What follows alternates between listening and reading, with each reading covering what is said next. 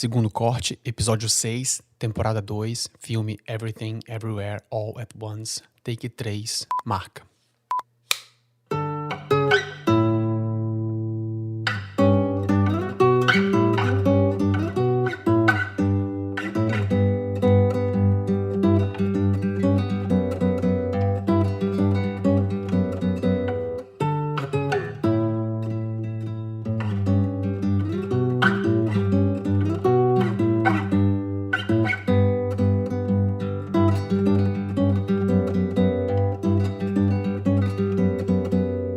Olá, gurizada. Eu sou o Heineken e este é o Segundo Corte, um podcast que discute as questões estéticas e comportamentais da indústria do cinema, sempre tentando criar uma apreciação da arte da edição. E no episódio de hoje, Everything, Everywhere, All at Once, um dos filmes mais pirados, e quando eu assisti no cinema eu lembro da sensação de pensar, esse é o ganhador do Oscar, quero saber onde, como, quem... O que foi essa edição, porque realmente me chamou a atenção o fato da edição desse filme, porque é loucura e desde o início eu quis, não, a gente tem que fazer um episódio, e me surpreendeu, e por isso a gente demorou, mas tem que chamar o dono aqui pra, enfim, pra começar o episódio. E aí, Duca? E aí, Heineken, olha, eu tô até hoje tentando falar o nome desse filme, porque você tava falando de Everything, aí eu falei, é tudo em todo, ao mesmo tempo, em todo lugar, não sei, mas é algo desse tipo, achei fantástico, merecedor de todas as estatuetas e todos os prêmios, que não só, muitas vezes, né, as pessoas focam no Oscar, mas às vezes o filme vem ganhando prêmios já de longas tentativas, na verdade, e ele foi muito bem sucedido, filmaço, e acho que aqui a gente hoje, pra não se repetir, digo, na internet, muita gente já falou muito sobre esse filme. Então, óbvio, cada um tem um jeito de falar e a gente falaria do nosso jeitinho também, mas não por isso a gente falou, não, vamos ousar, vamos por um outro caminho, como você disse aí, vamos tentar desmembrar umas outras coisas que não tinha como a gente não ficar curioso, né, cara? Eu, particularmente, fiquei muito curioso, fui atrás de outras informações e acho que a gente vai compartilhar elas aqui. Como o Duca disse, eu não vou ficar, a gente não precisa ficar dando toda a ficha técnica, o que aconteceu, porque a essa altura, obviamente, tu já sabe e já foi atrás. Nem falar sobre o que significa, né? Já foi. Esse filme tem algumas cretinices. Uma cretinice que esse filme tem é que o orçamento, eu acho, pelo menos o que eu achei dentro do site do MDB, e lá tá oficial, dentro do MDB Pro mesmo, então tá oficial lá, ele tem o gross, tudo que cresceu e tal, e eu fiz 3, 4 conferências, tipo, não é possível, perguntei pro Google, perguntei pro ChatGPT, e é de 14 milhões e 300 mil. É nada. É isso que eu ia falar. Eu acho muito, assim, 14... Pra quem tá nos ouvindo, peraí, 14 milhões é dinheiro, lógico que é dinheiro, né? Vamos deixar claro. Mas, cara, pra cinema e principalmente pra um filme como esse, é uma loucura. Porque se fosse assim, não, é um filme de luta, é um filme só de uma locação. Não. É um filme de muita coisa, muita ousadia, né? Tudo bem, a gente pode pensar que não tenha, assim, nem vou dizer que não tem, porque tem muito efeito visual, tem também, mas se a gente, não, vamos ensaiar, vamos fazer coisa na mão, vamos fazer câmera pra cá, pra lá, pra gente ganhar uma coisa mais orgânica do que digitalmente trabalhada, mesmo assim, a quantidade de informação, figurino, locação, é pouco, 14 milhões é pouco. Outra cretinice, as 3 cretinices que eu acho, é que, aliás, são 4 cretinices, se você levar em consideração que o Paul Rogers, que é o principal editor do filme, né, o cara que cortou o filme, é o primeiro filme dele. É o primeiro filme, feature filme dele. Tipo, a primeira vez que eu vou fazer um filmão, no sentido de feature filme. Sim. Porque tem muita diferença do cara ser um editor por muitos anos, e pode ser você pode pegar uma pessoa que é uma excelente editora por anos, mas ela não precisou, nunca na vida, fazer um feature film, né? Fazer um longa mesmo. Sim. De 2 horas, enfim. Porque envolve uma outra questão até. E esse é o primeiro. Não, e é engraçado você falar isso porque parece tudo uma grande pegadinha, né? Você chama de cretinismo e fala assim, não, isso tudo deve ser pegadinha. Nenhuma dessas informações deve estar certa. Não é possível, né? Não é possível. A outra cretinice é que ele foi editado no Premiere. É isso? Essa aí é uma coisa também que tem a coisa, a gente vai falar muito sobre isso aqui. Porque assim, cara, a gente sabe que a Adobe, né, que é a marca, para quem não conhece, né, um software de edição chamado Adobe Premiere, a Adobe tem feito um esforço tremendo para colocar o Premiere em grandes filmes do cinema. E faz parte, né? Todas as outras marcas fizeram isso também, investiram, botaram lá um carinha do lado do editor, deram melhores máquinas do mundo, mexeram no aplicativo para que eles pudessem trabalhar, enfim. Sim. Só que também, para não perder a piada, justo nesse filme, Heine, que tem tanto detalhe, tanta informação, porque Premiere, amantes do Premiere, que me desculpem, eu trabalhei muito, Premiere ajudou muito a pagar uns boletos na minha vida. Não cuspo pra cima, não cuspo pra comer, não é essa a questão. Mas, cara, vamos combinar que é um software que quando você começa a exigir muito dele, ele às vezes treme na base. Por conta de ser uma estrutura de software feita há muito tempo, tem muita coisa ali que parece que é uma gambiarra dentro, né? Onde a gente não vê, né? Que é por trás do software. Ali tem muita coisa que tem muito tempo que precisava ser resetada, vamos dizer assim. Cara, em um filme como esse, que tem corte pra caramba, efeito sonoro pra caramba, com certeza a Adobe deve ter colocado uma equipe, tipo papagaio de pirata ali ao lado do editor, sentado do lado, com o software aberto, falando, ó, deu problema, eu conserto aqui. Agora, porque não é possível. Eles tiveram completamente uma equipe do lado mesmo, tipo, e depois eles até citaram num podcast que eu vou citar, eles, tipo, tinha uma equipe da Adobe que tinha que conversar, porque assim, abrir o software pra você é uma coisa, né, você paga por ele, você dá play e você tem ele lá aberto no seu computador, né? Claro. E em geral, se você, sei lá, eu nunca operei um software pelo terminal, né, pelo DOS, sei lá, pela parte da matrix de trás do computador. Eu sempre opero pelo visualizador como um usuário comum. Sim. Mas eles, de fato, tiveram que fazer isso. Eles, de fato, tiveram que ter uma pessoa da Adobe lá para deixar o software aberto, no sentido de programação, e mudar os códigos e mudar coisas de pré-visualização que precisava, sincronia. Porque a Adobe está investindo grande agora num lance de edição de texto. O Resolve também, né? A Blackmagic também. Todos eles estão querendo editar filmes com base no texto, editar histórias com base em texto. Então você escreve um roteiro dando mais poder para o roteirista. Escreve o roteiro, você confia que você filmou perfeitamente o roteiro, e aí você não edita performance vendo o ator na timeline. Você edita pelo texto escrito. Então o que está de conteúdo sendo falado, e você corta o pedaço do conteúdo por escrito e ele corta em vídeo também. Então esse é um tipo de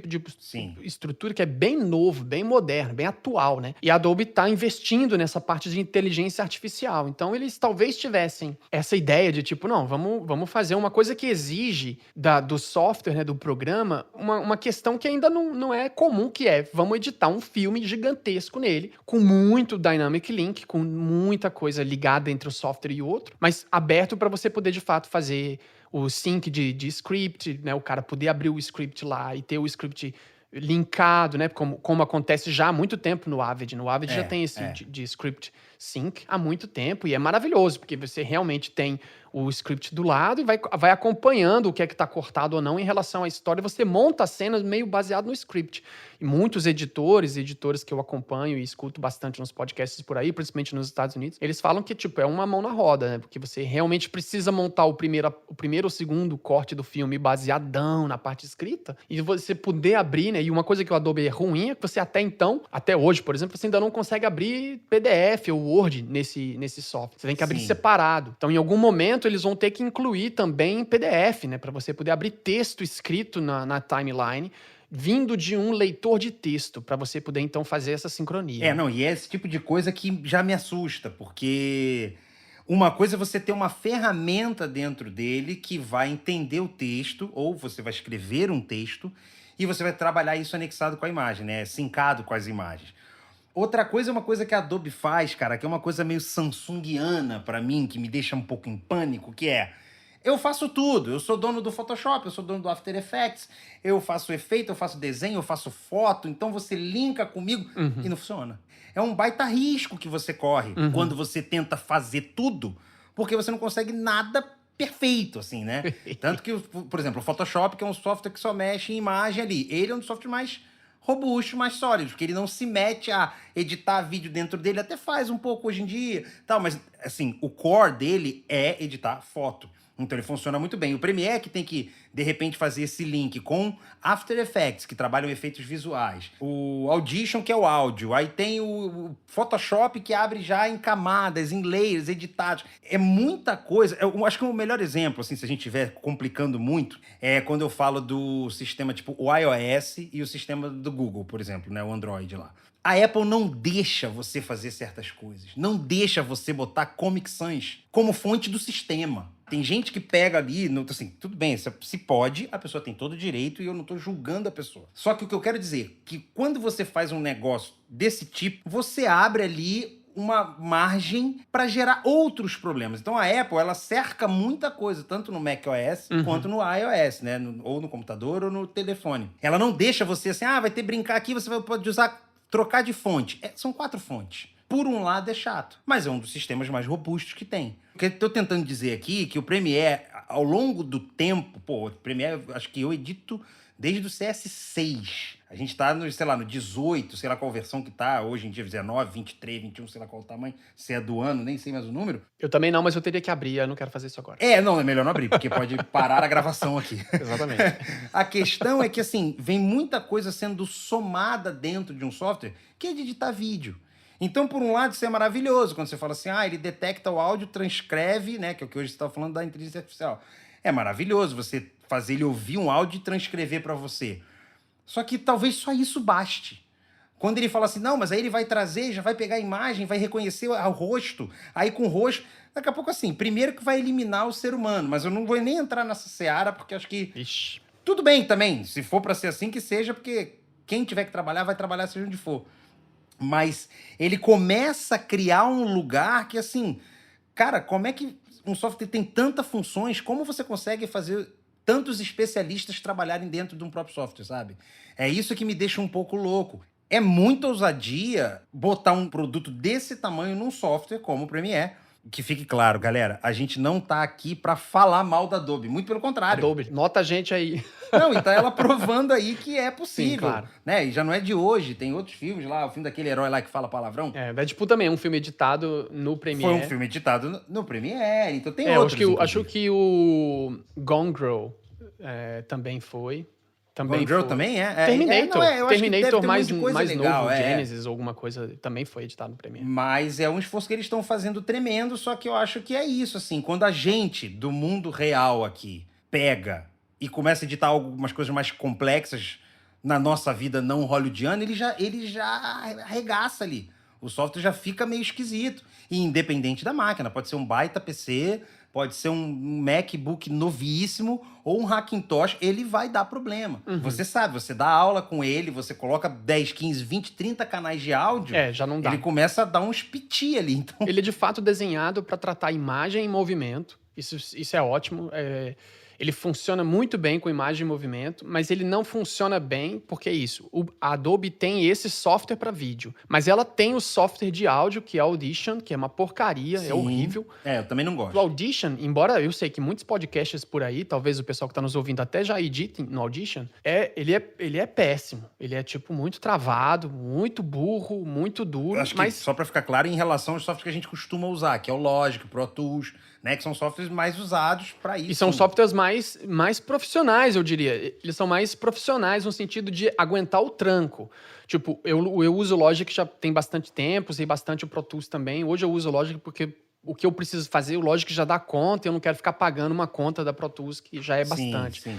Então, assim, o Audition funciona de uma maneira muito porca, na real. Só que como a Adobe tem esse software, a impressão que dá é que ela não vai investir no áudio, para o áudio dentro do Premiere ficar bom o suficiente, porque o que ela quer é que você use o Audition para consertar o áudio do seu filme ou do seu vídeo, porque o environment que eles desejam, e ele funciona bem, que eles têm o melhor, ou talvez um dos melhores software de tratamento de imagem gráfica, que é o Photoshop, que funciona para imagem, para criação, para arte. Talvez seja o rei primeiro, é sinônimo, né, de ideia, né? Quando você fala que uma foto tá mexida, as pessoas falam que tá photoshopada. Então, assim, eles têm a referência no mundo de software de tratamento de imagem. Então, se você vai fazer um vídeo e você vai precisar fazer tratamento de imagem, putz, você já tem o melhor do lado. Se você puder tratar o áudio no Audition, o filme no Premiere e os gráficos no Illustrator e no Photoshop, você vai ter uma ferramenta de muito poder, porque você vai ter a força individual de cada um deles. Só que acontece que o Audition não chega nem perto do que o Premiere consegue fazer em áudio, inclusive. Tanto é que tem gente que edita podcast de áudio só no Premiere, porque ele consegue fazer o que precisa fazer, só que ele é decente só. Mas não serve para você, de fato, trabalhar áudio. Então, eu já tive muita experiência, e agora eu terminei de cortar um documentário de mais ou menos 20 minutos, 2 terabytes de arquivos. Primeiro corte teve mais ou menos, sei lá, uns 40 minutos. Caiu para 18, depois subi para 20. Ele fechou o filme com mais ou menos 20 minutos. Eu tenho, sei lá, mais de 20 e poucas trilhas de áudio para fazer o Foley, para fazer tudo. A partir da 14ª track de áudio, cara, quando eu fui aumentando, né, cada barulho que eu queria colocar, eu colocava numa outra. A partir disso, ele já começava a dar problema no cache. O software vai ficando meio maluco, né? Ele começa a não entender certas coisas. Ele fala, bom, eu tenho 14 trilhas de áudio. Vou enxergar 10 por vez, vou enxergar 5 por vez. Começa a sumir onda sonora do clipe de áudio. Então esse tipo de coisa começa a acontecer, né? Isso você tá falando aí que usou 14, 15, Ele vai acumulando no mesmo espaço para você poder ter todas juntas. Ele não entende o lance de layer, por exemplo, que boa parte dos softwares de edição, você consegue pedir o que você quer que enxergue naquele lugar. Você consegue criar layers de mixing para você poder ter, tipo, 6, 7 canais abertos um do lado do outro, né? E ele não entende dessa forma. Você precisa ter mais monitores para você poder editar nele. Então, assim, o que não é muito comum para Adobe, porque quando você não tem um software que tenha saída limpa de vídeo, o Adobe não tem. Você tem que criar um monitor de referência. Nossa, isso é uma coisa que me irrita muito. Isso significa que o software não está sendo, desde o início, pensado para você trabalhar com mais de 1 ou 2 ou 3 monitores, né? Ele pensa, 2 monitores é suficiente, porque a pessoa que trabalha em gráfico ou trabalha com Premiere não precisa, né, em geral, funcionar com tantas telas. Só que para você tratar áudios, por exemplo, nesse coisa, ou seja, se você vai precisar fazer um filme lá dentro, imagina a quantidade de Foley que tem, cara.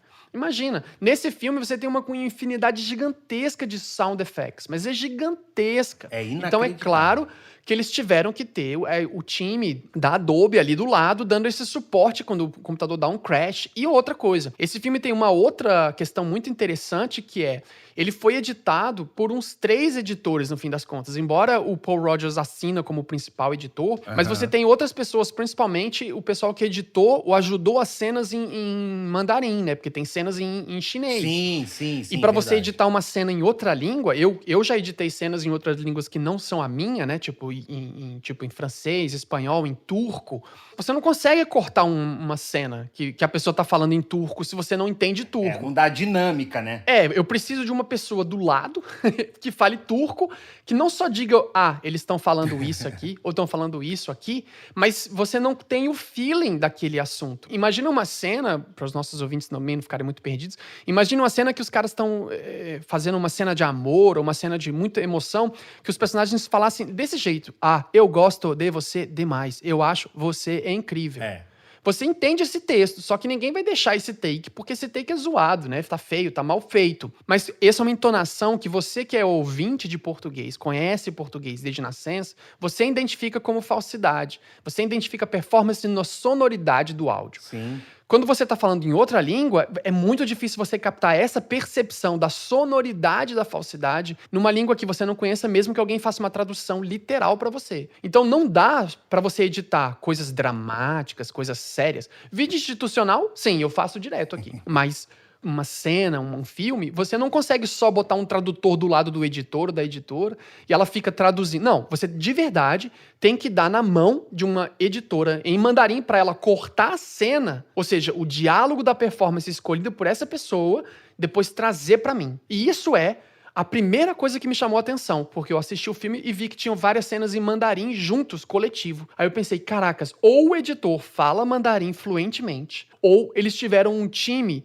E aí, cara, imagina só a loucura de trazer a edição de uma cena em mandarim pra dentro de um software, quando eu descobri que eles fizeram isso no Premiere. E depois eu descobri que a editora que fez a parte em mandarim nunca tinha usado o Premiere.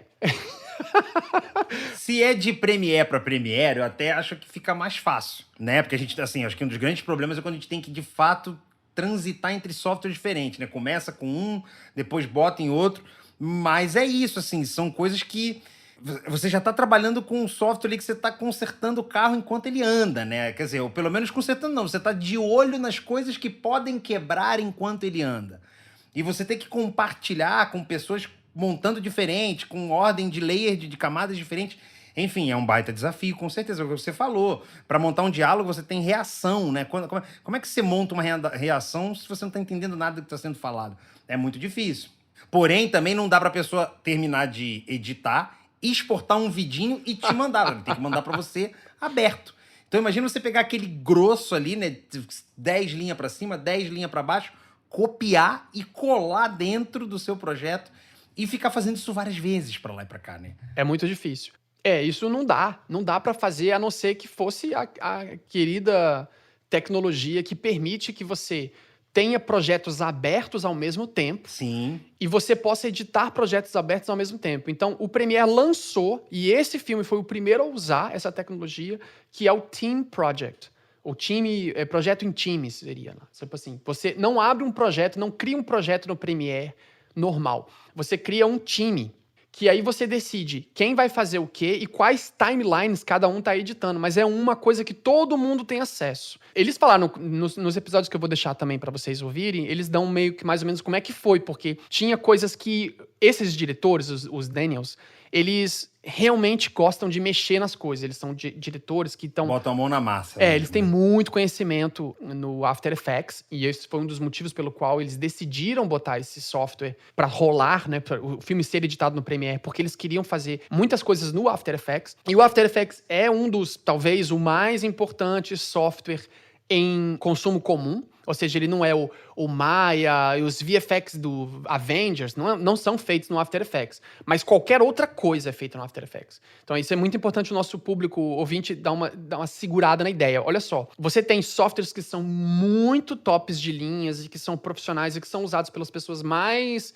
de mais condição financeira e condição tecnológica, como o Avid, que é um software de edição de imagens, que antes dele ser popularizado para você poder fazer download, você não comprava o software para botar no seu computador. Você comprava um hardware físico, tipo um hack de processo que você botava na sua ilha, e aí ficava um aparelho que era, sei lá, do tamanho de um receiver. Como se fosse o computador do computador, né? Você ligava um computador ao seu computador. Então só agências de publicidade muito rica e gente que filmava em película coisas que tinham condição. Depois isso foi ficando, a computação foi ficando bem mais simples, tudo foi ficando menor, e hoje você faz o download do arquivo para executar ele na sua máquina, e se a sua máquina for média, já rola. Isso fez com que você tenha uma diferenciação entre a utilização de software. Então, quem é editor ou editora, talvez já tenha ouvido isso, né? Tem uma hora que os editores, eu chamo dos 3 minutos para o software. Você encontra um editor que você não conhece, eu dou 3 minutos para eles perguntarem qual software você usa. Aí o primeiro papo, assim, e aí, tudo bom? Ah, você mora onde? Em tal lugar, isso aqui. Aí você dá 3 minutos e eles vão, e o software? Eles não conseguem não falar disso, eles querem falar desse assunto. E aí sempre rola meio que uma rixa, uma brincadeira, né? Um teasing, a gente fica... você usa esse, então quer dizer que você, né? Você usa Avid, então você tem que ter mais de 4 telas. Então, né, você tem que ser rico, seu computador não pode ser assim... que na verdade a gente que é editor de muito tempo tem que editar em todos, né? A gente tem que saber igual carro. Mas a gente tem os preferidinhos, né? Então é o que você tá falando. Primeira coisa, você é Premiere, sério? Edito no Resolve, DaVinci, tá? Eu só edito em Avid. Aí quem edita em Avid, não, então eu sou fodão, né? e é mesmo, lógico, que por uma questão de tempo, e porque provavelmente os maiores filmes são feitos em Avid, óbvio que as coisas estão caindo por terra. Tem uma questão inerente nisso, não só o lance social, mas tem o lance computacional mesmo. Tipo, o Avid, ele é um software baseado numa edição linear de fita. Então, assim, eles fizeram uma mímica do software tal qual você estivesse editando em película. Se você tirasse a película, recortasse ela, colasse ela, ele trata o arquivo digital daquela forma, meio próximo, tipo, é o mais perto, é tipo como se fosse o husky siberiano em relação ao lobo e o chihuahua. Sim. Você pensa que o chihuahua é um lobo... É o mais parecido possível. o chihuahua não é um lobo, o chihuahua tá muito longe do lobo, mas ele é um lobo ainda, né? Ele é lupus ainda lá, sei lá como é que chama isso. Mas o husky é o mais perto dali. Então o Avid é o husky siberiano do lobo, entendeu? E o Premiere é o chihuahua, é o pincher do lobo. Tipo, ele é um editor de vídeo baseado numa estrutura que eles chamam, né, de não linear software, né, de software não linear, que é uma estrutura de você, de fato, pegar a película, recortar e tal, só que o que o Premiere tratou de fazer foi popularizar no que a gente chama de drag and drop, tipo, você acha o arquivo no seu computador, puxa ele com a mão mesmo, com o mouse, e joga ele na timeline e ele fisicamente passa a estar na timeline. Embora, na estrutura oficial, eu falo isso porque eu dou aula desse negócio o dia todo, então eu falo desse negócio o dia todo. Ele de verdade ele não tem o arquivo. Então, se você pega o projeto salvo, ou seja, você cria uma pasta, cria um projeto. O nome lá, edição do filme tal. Aí você abre o projeto, cria as timelines, traz os arquivos, começa a editar, você pode pegar o seu Premiere e botar ele, mandar por e-mail, porque ele em si não contém os arquivos. O que ele contém é um log, tipo um direcionamento de onde os arquivos estão.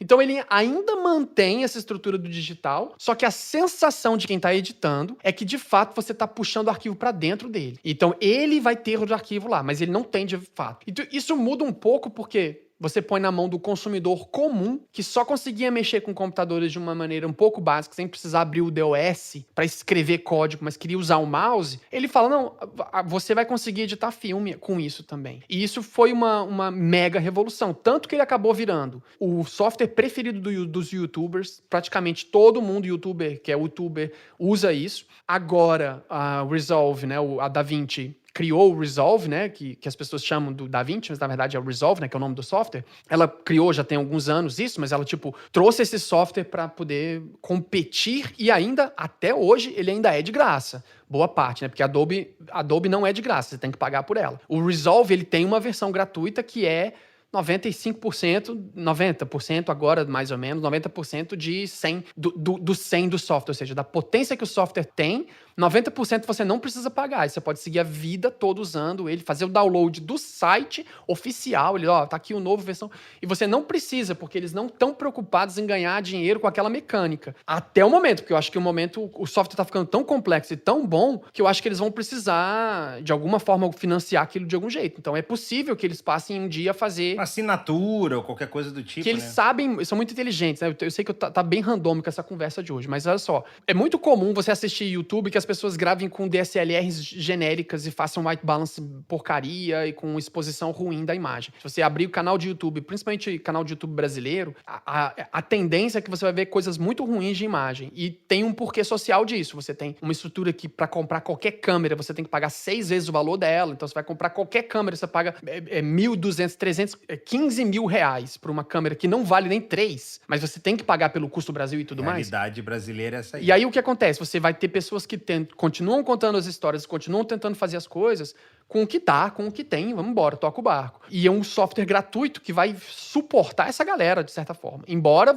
ele não é tão assim livrão, porque você precisa de um computador decente. Você não pode ter um computador simplão que o Resolve não vai rodar, mesmo ele sendo gratuito. Não vai rodar bem. O Premiere não. O Premiere você pode botar no celular e ele roda. Mas eu acho que essa foi a grande sacada da Adobe, assim. Foi, de fato, como se disse, popularizar e tornar fácil o editar, né? Que é o que você tá falando. É tipo esses CapCut aí, esses apps que tem hoje aí que edita pra TikTok. Você puxa do rolo da câmera, puxa outro negócio, põe um logo, faz quando vê, você tem um vídeo pronto. E ele tem o imazinho que, inclusive, você não precisa nem ter precisão na mão. Ele já fala, provavelmente você quer botar isso aqui. Isso. Se você tiver na dúvida, ele edita pra você. Começou como um software que pretendia ser um software profissional, mas depois ele falou, não, vamos no popular, vamos embarcar aqui com esses outros softwares, e a coisa foi andando, só que ele virou um software tão robusto que ele é capaz de editar um filme como esse que a gente tá falando aqui, né? E ao mesmo tempo tem isso, assim, caraca, como é que um software tão profissional pode fazer esse tipo de gráfico? Porque a gente sabe, como eu disse lá atrás, quanto mais profissa, e é difícil usar essas palavras, que uma coisa não... Na verdade, eu quero dizer que não é profissional se ele fizer tal coisa, não é isso que eu quero dizer. Mas quanto mais maduros os softwares, menos coisas simples eles fazem, menos coisas bobas. Por quê? E isso até é um assunto que eu queria entrar aqui agora, que é, normalmente no cinema, o montador, ele pega o bruto, recorta e cola. Ele faz isso aqui de uma forma grosseira, é isso que ele faz. Então, o software, para ele ser robusto e garantir uma edição com muita quantidade de coisa dentro, ele não precisa fazer efeito, tratar imagem, tratar o áudio e colorir. Só que a gente viu que as coisas foram mudando, o desempenho das máquinas foram melhorando e a gente consegue colocar isso hoje no software. E é até engraçado isso acontecer, porque uma das coisas que eu vi o Paul falando, por ele ter essa pegada mais pop, mais simples, você quer fazer um efeito, você quer fazer um slow motion, ele é super fácil. Ele falou, justamente por ter esse tipo de facilidade, eu mesmo, no caso o Paul, acabei criando coisas ali, ao invés de esperar um determinado departamento mandar aquela imagem daquele jeito pra mim. Então, se ele queria fazer um efeito sonoro, se ele queria duplicar um monte de vozes ali, tem uma hora que ele fala, eu queria criar um efeito de vozes na cabeça. Eu saí duplicando, botando reverb, efeito. Quando eu vi, eu tinha o efeito. Isso normalmente nas edições mais padrão, como a gente estava dizendo aqui, o editor ele coloca uma intenção disso, leva para o departamento de áudio, os caras tratam aquilo tudo, devolvem para ele um arquivo com sei lá, qual vai ser o efeito, e ele coloca ali. Então ele falou, cara, por outro lado, óbvio que trabalhar com um time é muito legal, como ele trabalhou também, mas ele falou, eu consegui tomar certos caminhos e certas atitudes por ter um software que me permitia, com 2, 3 cliques, fazer uma coisa que qualquer pessoa pode fazer, porque eu acho que esse é o mote, né? O Premiere é um dos softwares que fala, olha, qualquer pessoa pode editar aqui, qualquer computador pode usar esse software. Então, acho que isso, por um lado, deixou a coisa mais autoral. Um filme trabalhado com várias mãos é legal porque tem várias mãos trabalhando, várias cabeças trabalhando. Mas muitas vezes, né, quando, sei lá, um exemplo que eu gosto aqui, sei lá, o Lenny Kravitz. Lenny Kravitz, música, é um cara que ele, toca batera, toca baixo, toca guitarra e canta. Então tem música que ele prefere gravar tudo. Porra, a música fica num estilo Lenny Kravitz que é difícil repetir, porque é tudo na onda do cara, né? É tão legal quanto ele faz com banda também. Mas isso eu acho que foi legal nesse filme, porque você percebe uma unidade no filme todo, na montagem, nessa coisa da própria, como você falou, os próprios diretores devem meter muita mão na massa ali, de eu ter uma cópiazinha do projeto, abria no Mac do lado ali e falava, cara, se a gente experimentar isso aqui e tal. Então, acho que esse tipo de coisa, um software como o Premiere, talvez só um software como o Premiere, talvez o DaVinci Resolve, agora como eu tenha falado, permitiria isso também, mas tudo ao mesmo tempo agora, num software, eu acho que é o Premiere. Exato. É brilhante, cara, né? Eu acho isso brilhante. Eu, quando fui me dando conta, eu falei, cara, esse é o tema do nosso episódio, porque, assim, nosso podcast se presta a falar, tentamos, né, como a gente diz na abertura, a gente tenta falar sobre a pós-produção e ressaltar a arte da edição. E esse é um filme que, cara, o fato do cara ter escolhido, ou deles terem escolhido editar no Premiere significa muito, e eu acho que a plateia como um todo não percebe a piada que tá por detrás disso, né, cara? Porque só o Premiere seria possível fazer tudo ao mesmo tempo. Mas lógico que dá pra editar esse filme ou qualquer filme em qualquer software. Você junta uma pessoa, 10 pessoas, você faz. Ainda mais agora que ele tá pronto. Aí até eu edito esse filme, então é muito fácil você olhar um filme pronto. Mas eu acho que o fazer, né, o criar, né, durante o processo, eu acho que o Premiere ele tem o seu valor sim nesse processo, porque é o que a gente tá falando. Imagina, você tá numa sala fazendo um negócio, aí você fala assim, putz, queria fazer tal coisa. Então pede pro cara ali do outro departamento, amanhã ele te manda, tu fala, porra, beleza, isso é um processo que pode ser legal, mas você poder ali já arriscar, fazer, ousar, mexer e tal, e no final, galera, assim, o que fica é o que a gente tá vendo, né? Então, se o cara duplicou, triplicou, botou de cabeça para baixo, virou o monitor, deu 2 cliques, fez uma gambiarra, não me interessa. O resultado que eu vejo na tela é muito legal.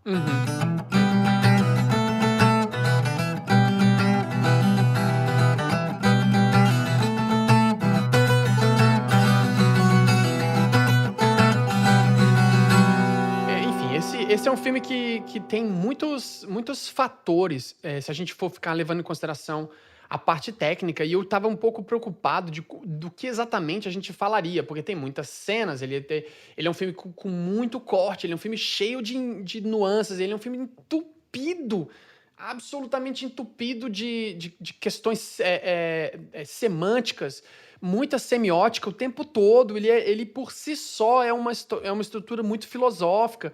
Tem uma das cenas mais brilhantes que eu acho da história do cinema moderno, que são duas pedras, que é só um diálogo de linhas, ou seja, que é só takes e contra-takes e tipo... versos e reversos de um take de duas pedras no horizonte, e que a única coisa que importa é o texto escrito na tela, assim, sem som, só barulho, tipo, sem emoção, e ao mesmo tempo faz as pessoas chorarem. Várias pessoas citam essa coisa, tipo, caraca, me emocionei com a cena da pedra, a pedra se mata. E tem uma questão que eu acho que é justamente do fazer desse filme, que é muito interessante. Então, assim, pro público nosso ter uma ideia, o nosso episódio anterior, que foi o Tar, eu peguei uma referência aqui da YM Cinema Magazine, que é um cara, Douglas Michael, sei lá o quê, que é um cinematógrafo de Hollywood, que tem um mega blog e é muito interessante e tal.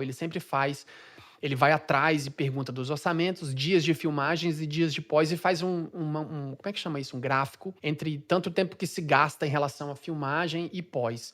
Então, por exemplo, se você for pensar Avatar, que é um filme mega gigantesco, que são de 325 milhões de dólares de orçamento, ou seja, o orçamento é 325 milhões de dólares, você tem 2.000 pessoas envolvidas. E eles levaram 300 dias para filmar o filme, ou seja, de shoot, né? De tipo, ok, começou a gravação, terminou a gravação, são 300 dias. Um ano de rec. Quer dizer, com certeza foi mais de um ano, né? Foram 300 dias em um 300 ano e meio, dias provavelmente. deve ter dado isso. Tipo, tem reshoot, volta na semana que vem e tal, mas se você for botar corrido, são 300 dias. E corrido, isso significa de pós, no caso de Avatar, 1.200 dias. Jesus. Porque levam muitos anos para fazer Avatar. Muitos anos. É comum um filme levar 300, 200, 500. Um filme normal leva aí 3 meses, de 3 a 8 meses de edição, na parte de pós. E aí eu tô falando de corte, recorte, colorização, after e tudo mais. Sonorização, tá? O Tar é um filme muito centrado, muito ensaiado e tem muitas cenas longas. Portanto, é de se esperar que a captação dele seja menos tempo. Só que o tratamento da imagem tem que ser muito gasto para ele ficar muito bonito, porque tem menos tempo filmado, ou seja, tem menos coisa captada. Então, o Tar foi feito em 65 dias. Tipo, é muito pouquinho. 65 dias, cara. São 2 meses para filmar tudo aquilo. Só que ele leva 280 dias para ficar pronto, entendeu? Pro nosso ouvinte ter uma ideia, esse filme foi filmado em 40 dias. Eu não consigo acreditar. 40. Isso tudo é pegadinha, não é possível. 40 dias eles fazem a captação disso tudo. Só que ele levou de pós 540 dias. Ou seja, ele fica com mais tempo e ele foi um orçamento de 20 milhões, mais ou menos. Como eu falei, 14 e pouco, 20 milhões. Cada site dá 14 e 20 milhões. Porque também isso é uma coisa que a gente faz pergunta, mas o cara tem que estar disposto a falar quanto que ele ganhou. 14,5, 20, Exato, 14 e 20. Então, se você for fazer uma média, o 540, ele tá levando em consideração quase mais. Ele levou mais tempo de edição do que o Maverick do Top Gun, por exemplo. Top Gun, né? Que é um filme que tem muita base, e é um filme feito com Avid, né? Foi cortado no Avid. É um filme que tem muita base de VFX, porque tem nave, né? Aeronaves, guerra, fogo, tiro, isso leva muito tempo. E esse filme não tem praticamente nenhuma grande estrutura de VFX. Os efeitos são bastante práticos.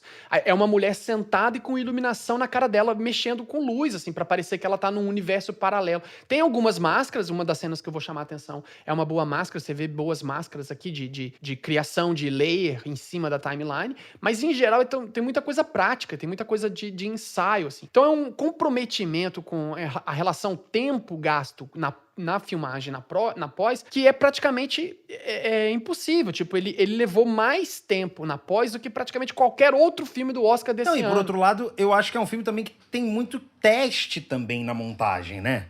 Isso. Porque imagina, né? Eu acho que tem muita coisa assim, se vir uma coisa antes da outra, se fizer isso primeiro, eu acho que deve ter rolado demais isso. E aí uma questão que eu tava chamando lá no início, que eu falei das cretinices, tem mais uma que eu não citei, que é o fato deles terem usado umas 4, 5 tipos de lentes diferentes. Então eles filmaram esse filme com a Mini, né, com a Alexa Mini, com a Arri Mini, que é uma câmera já bastante citada. Eles usaram para várias cenas, vários tipos de composição do aspect ratio. Então eles têm 1.3 por 1, né, tipo, se você botar 1,33 por 1, ou seja, 1,33, 1,33, 1,33, a cada 1,33 você anda 1 para baixo, ou seja, a cada 1,33 pro lado você anda 1 para baixo. Então eles usaram 1.33 para 1, eles usaram 1.85 para 2, eles usaram 2.39 para 1, que é o aspect ratio do cinema tradicional, que é aquele wide que todo mundo conhece. Então esses 2 ou 3 tipos de aspect ratios e frame rates esquisitos só é possível fazer com um filme bastante tecnológico. Tipo, é muito difícil você decidir isso na película, porque você vai ter que fazer reshoot, refilmar muita coisa, porque você, cada vez que corta, você decide o que você vai mostrar ou não. Então, um filme digitalizado, bastante digital, você pode aloprar até não poder mais. Mas, contraditoriamente, eles usaram muitas lentes antigas. Eles usaram a primeira lente Wild, daquela que é Todd... Como é que é o nome? Deixa eu até pegar o nome, que é Todd AO. Pelo que eu tô vendo a anotação aqui, é TODD-AO. Que é tipo... a primeira do CinemaScope, quando inventaram, aí eu não vou ficar muito nessa parte de história, porque eu sei que o povo às vezes fica, cacete, lá vem ele. Então, mas assim, quando uma coisa que o cinema trouxe, que o teatro não conseguia fazer, é filmar o objeto em verdade e a gente assistir aquilo. Só que as qualidades do cinema não eram tão grandes, não eram tão nos primeiros momentos, ele era muito registro. E era caro também. Então, fazer as pessoas irem lá para pagar para assistir, tinha que ser alguma coisa muito legal. E uma das coisas de retomada que o cinema teve baixas várias vezes. Cada vez que rolava alguma coisa nova, sei lá, a fotografia deu uma melhorada, o povo diminuía, não vou gastar meu dinheiro com cinema, vou gastar meu dinheiro com outra coisa. Então o cinema sempre se preocupou, os artistas cênicos como um todo, sempre se preocuparam em tentar chamar o público de volta, de alguma forma, recriar. Então aí as bilheterias estão acabando, inventaram o 3D, aí dá uma voltada. Embora o 3D tenha sido da década de 70, na real, mas o CinemaScope desse Todd foi um dos primeiros caras que resolveu pegar uma lente, um pedaço de vidro, e fazer ele ficar realmente aberto, wild, assim, tipo, muito wide. Tipo, muito mesmo. Over. O que comumente não se tinha, porque o cinema ainda tinha um dentro dos 35mm e tal. Então ainda era bastante fechado. E aquilo foi meio amplo de chegar a distorcer a imagem. Se você procurar no YouTube, procura imagens das filmagens daquela época, você vai ver que é de fato muito aberto. Só que são lentes muito antigas, cara. A gente tá falando de períodos, lá vai dinossauro pra trás. E eles tiveram esse trabalho de pegar uma textura de imagens com lentes muito antigas. Eles usaram aquela Scorpion, que também é uma década de 40, 50. Sim, eles usaram imagens...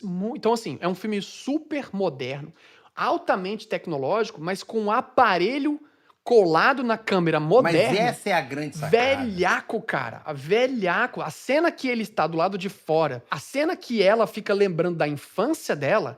Aquilo, cara, é de um primor de qualidade da filmagem que eu falei assim, cara, ou literalmente, ou eles viajaram no tempo e filmaram de verdade, ou eu quero saber qual lente eles usaram, cara.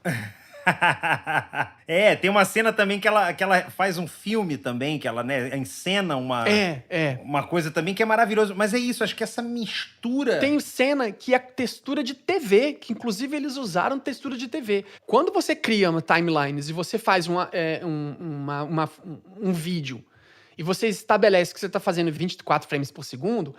Não dá pra você pegar um vídeo que tá em 40, 35 ou 50 frames por segundo, botar ali e seguir tocando a vida. Não dá. Não dá pra você fazer isso. Achar que a vida vai seguir. Não, você tem que tomar essa decisão antes. Então, e tem horas, cara, que eles vão, assim, entre um take e outro, eles vão pra uma imagem de TV, pra uma imagem de vídeo antigo, pra uma imagem velha, pra uma imagem... E assim, entre um pedacinho e outro, eu fiquei imaginando, caraca, mas deve ter tido muito trampo com o Adobe, cara. Isso é maravilhoso. Então, mas eu acho que essa... É engraçado, né? Porque a gente fala assim... não teve o efeito visual de pós-produção, criação né, de efeitos que a gente vê, né? Que a gente, assim, porque explodiu uma bomba, então a gente vê que é um efeito visual, mas nem sempre isso é um efeito visual, que a gente tá falando aqui de você ter uma escolha de usar uma lente, uma determinada lente, ou então você eliminar alguma coisa da tela, tudo isso é efeito visual. Então acho que a grande inteligência do filme é não só a mistura dos multiversos lá, sei lá como é que chama, todos os espaços possíveis, né? Mas e também abusar na linguagem, nos formatos, nos tempos, na batida de cada imagem. Eu acho que por isso que eu acho que esse tempo de pós não é só porque a gente vê o filme com 50 cortes por segundo. Não acho que é só isso. Eu acho que é por conta dessas experimentações que devem ter rolado, de falar assim, cara, vamos colocar isso primeiro. Se a gente cortar daqui pra cá, putz, isso não funciona. Se a gente botar esse efeito aqui e usar essa lente, aquele take que a gente botou a lente determinada pra fazer uma fusão. Eu acho que todo esse tipo de experimento de montagem, e aí é que eu fico doido, porque assim, não acho que é possível alguém ter escrito exatamente do jeito que tá montado. Porque eu acho que a história... Não, porque onde eu quero chegar? Ninguém chegou, botou um papel em cima da mesa, um bloco, e falou assim, ó, monta aqui nessa ordem. Eu acho que isso não existiu. Eu acho que existe o arco, né, os arcos ali, a história em si, o roteiro na sua timeline grosseira, isso é óbvio. Mas essas escolhas de qual cena tá em qual lugar, qual momento do passado, porque eu acho que assim, o filme, né, é óbvio que a gente tá falando pra quem viu o filme, mas quando ele faz algumas misturas de tempo, se elas andam um pouco mais pra frente ou mais pra trás, ou seja, se aquele passado entra um pouco depois, não mudaria muito pra gente. Mas essas escolhas devem ter sido difíceis, porque justamente tem isso, tem a linguagem visual, tem a estética da coisa toda, e como que não se perde na história fazendo toda essa salada, entendeu? Porque parece que jogou tudo, balançou o saquinho e puxou a cordinha, tava tudo montado. Sabe aquelas mágicas assim que joga, quando puxa a corda, tá tudo amarradinho do lado do outro? Isso que eu achei muito interessante desse filme, é como que todos os elementos funcionaram tão bem juntos.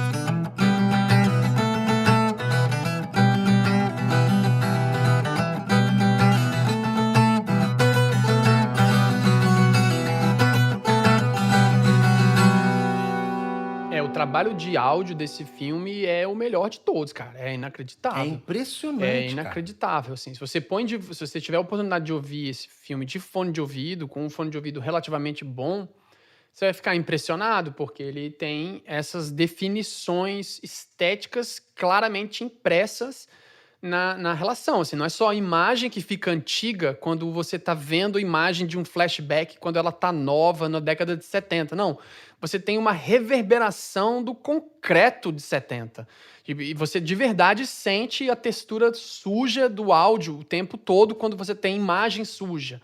E não só isso, você tem uma quantidade muito gigantesca de foleys, o que, em geral, em grandes filmes, se você for pegar o Avengers ou Maverick e você assistir esses filmes, ou Top Gun, que é um mega de um filme, ficou em cartaz meses aqui.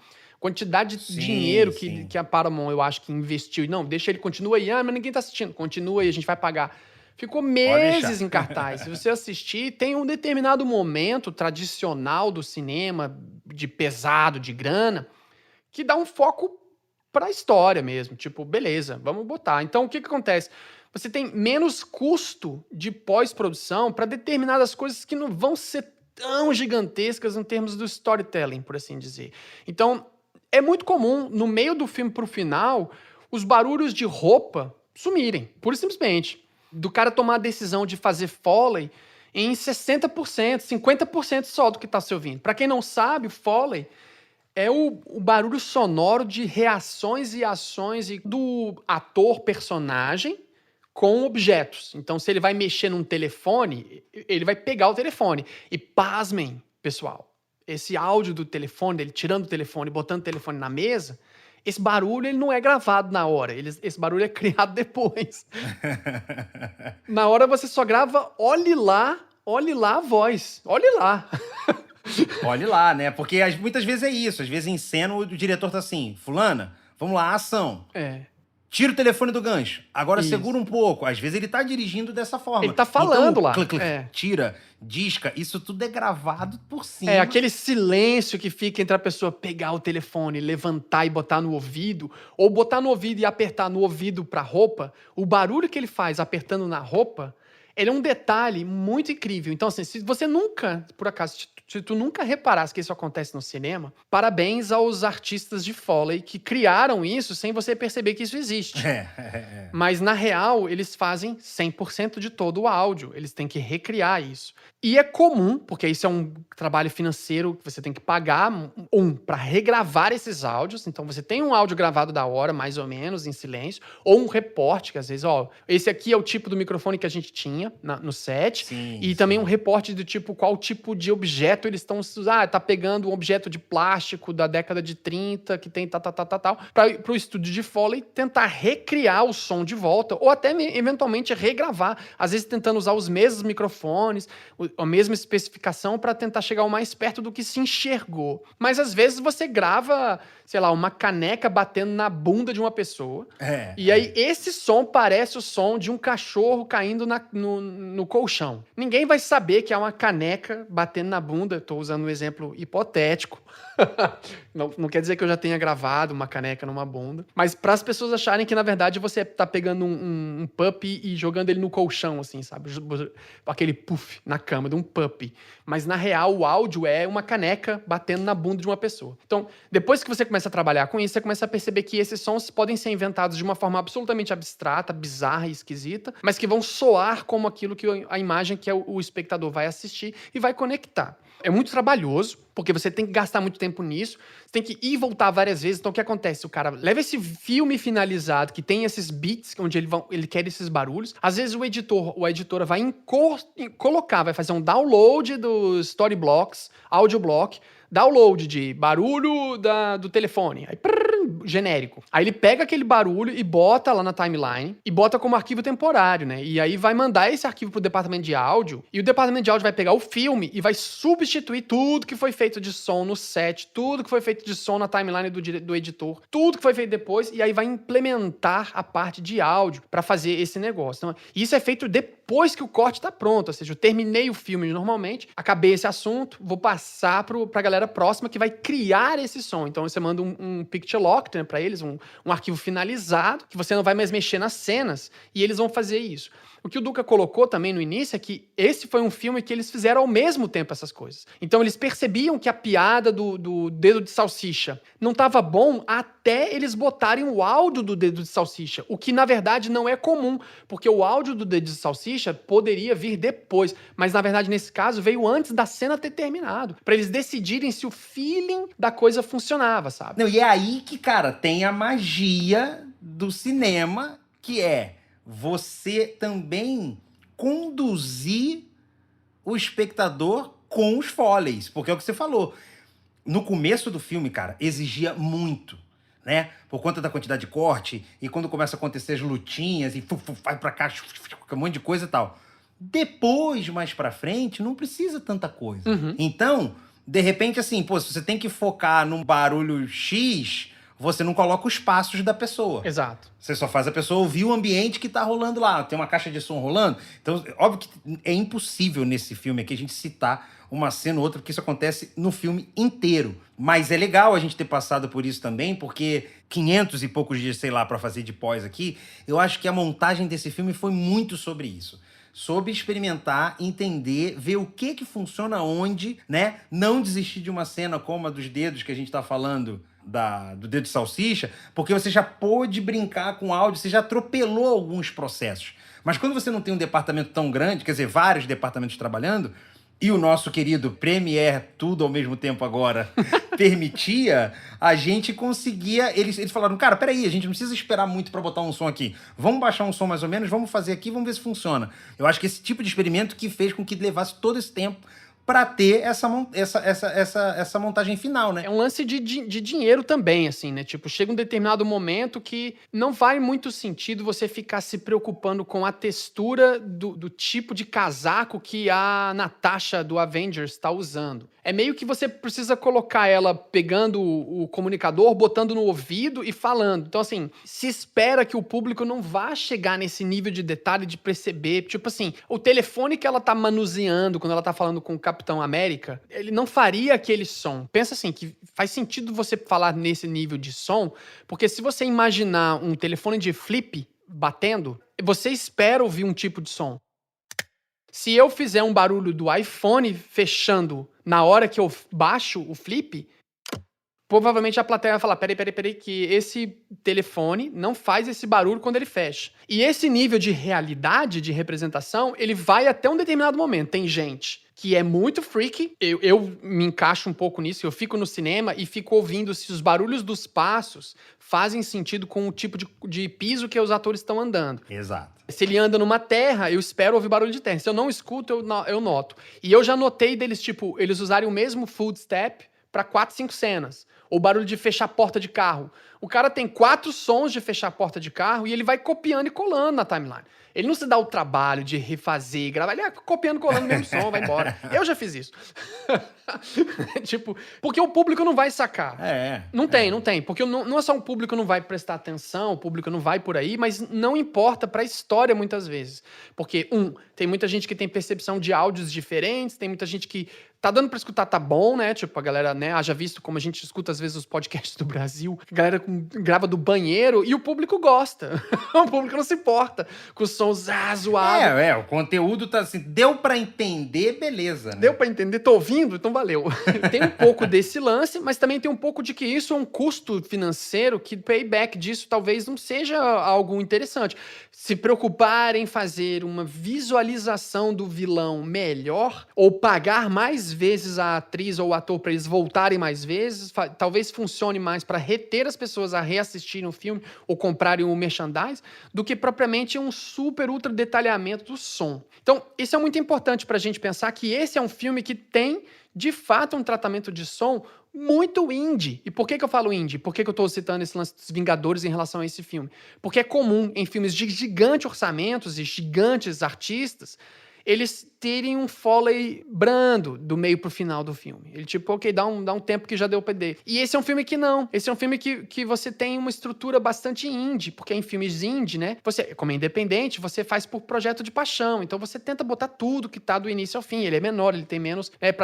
você quer mostrar serviço, você quer mostrar que você sabe fazer um filme inteiro com Foley do início ao fim. E esse é um filme que de fato, você tem Foley do início ao fim com uma qualidade gigantesca, cara. É muito incrível, mas de novo, isso foi só possível porque o Premiere permitiu que eles, né, tanto a equipe toda, acho que são 7 ou 8 de edição, embora seja o Paul Rogers que fica assinando, mas como eu falei, teve uma...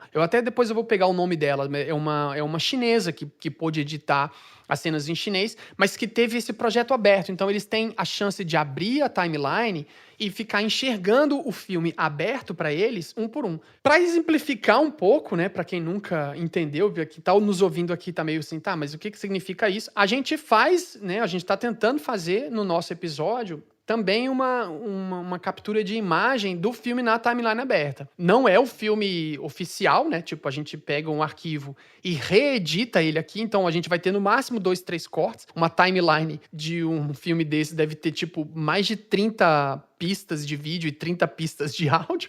No nosso aqui vai ter só 2. Mas então, eu convidando vocês também para ir no canal do YouTube para poder visualizar alguma dessas cenas que a gente cita, que a gente vai tentar fazer algumas cenas também no YouTube, para quem não sabe.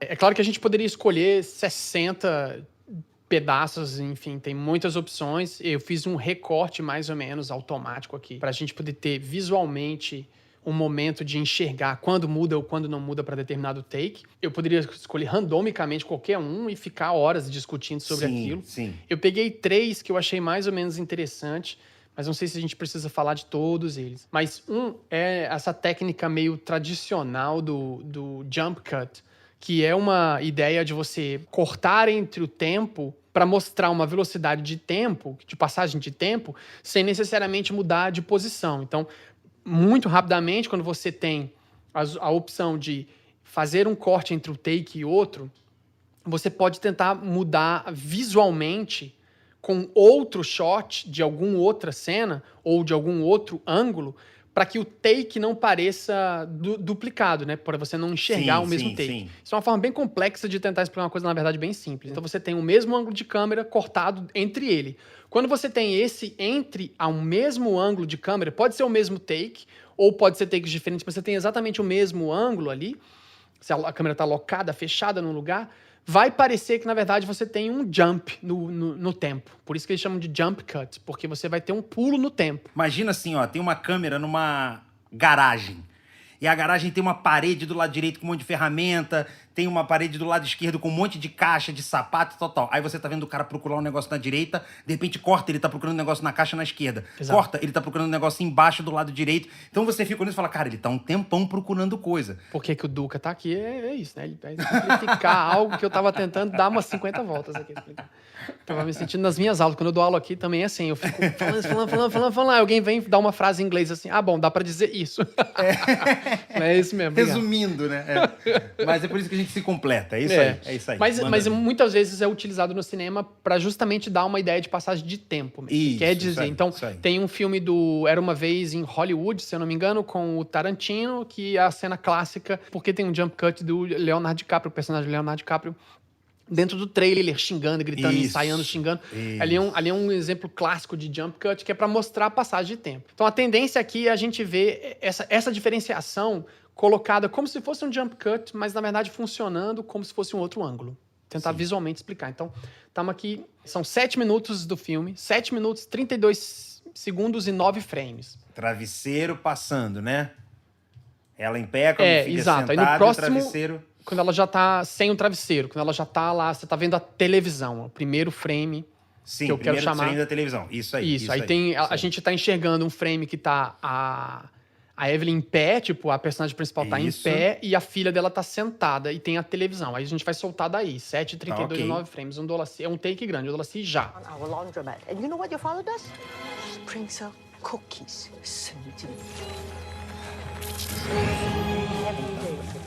Isso vai rolando, ó.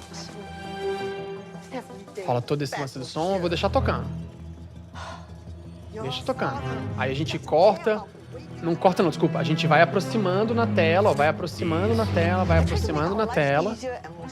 A fala vai perdendo e aí corta para o mesmo movimento que estava e corta de volta para outro movimento. Pausa. Brilhante. Sim, maravilhoso. Pausa. Maravilhoso. Olha só que legal. Eles fizeram um jump cut, só que inverso. Sim. Só que você tem um jump cut que, na verdade, acontece quando a câmera está bem posicionada fisicamente toda na TV. Aí você corta para ela lá atrás, só que o movimento continua sendo o mesmo. Você pode perceber que a próxima cena, a câmera continua indo para frente da TV. Aproximando de novo, né? Até que corta pro lado o outro, que aí inverte a cena. Então, esse é um detalhezinho muito pequeno, que eu lembro que quando eu vi, eu falei, ué, um jump cut mais pra fora? Tipo, um jump cut às avessas. Tipo, achei muito curioso. E se você reparar, o som daqui é muito incrível.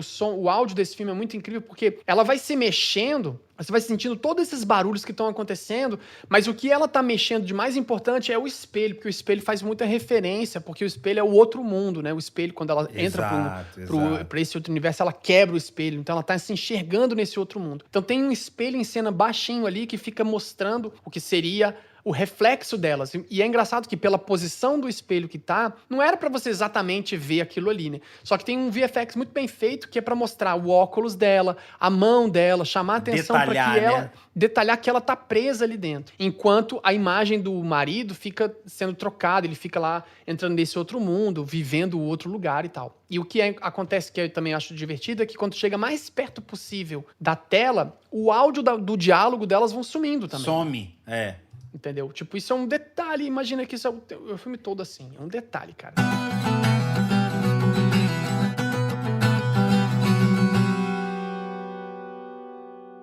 É 18 minutos e 53 segundos e 12. Que é quando tem uma giratória nela. Quando ela quebra o espelho. Quando ela quebra o espelho. Sim. Aí tem o marido olhando pra ela. Isso, rola a giratória e começa nela. Tipo, a gente tá vendo os três, uma composição da mulher lá, da mulher repartição pública, ela e o marido. Sim.